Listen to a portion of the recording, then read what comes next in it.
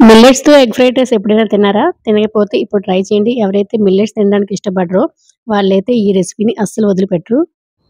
ఈ millet fried rice కోసం నేను ముందుగా 6 గంటలు నానబెట్టిన సామలనైతే ఇలా ఉడికించుకుంటున్నానండి. తర్వాత కొన్ని వెజ్జెస్ అయితే ఇలా కట్ చేసుకున్నాను. ఒక 2 గుడ్లను కూడా ఇలా కొట్టి పక్కన పెట్టుకుంటున్నాననమాట. తర్వాత స్టవ్ పైన కడాయి పెట్టి కొంచెం ఆయిల్ వేసి అందులో చిన్న ముక్కలుగా కట్ చేసుకున్న వెల్లుల్లి, పచ్చిమిర్చి వేసుకొని అవి బాగా వేగిన తర్వాత చిన్న ముక్కలుగా కట్ చేసుకున్న ఉల్లిపాయ అవి కూడా బాగా వేగాలి.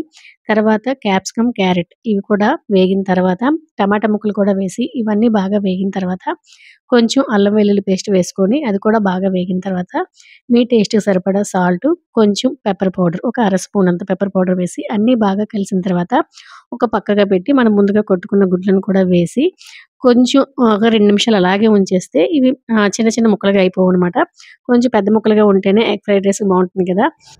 నెమ్మదిగా అన్నీ కూడా బాగా కలిసేటట్టు కలుపుకొని, మనం ముందుగా వండుకున్న లిటిల్ మిల్లెట్స్ ఉన్నాయి కదా! సామలు వాటిని కూడా స్లోగా ఎగ్ మరీ చిన్న చిన్న ముక్కలుగా అయిపోకుండా ఉండేటట్లు ఇలా స్లోగా కలుపుకొని, లాస్ట్‌లో కొంచెం కొత్తిమీర, నిమ్మరసం వేసుకొని స్టవ్ ఆఫ్ చేసేయడమే.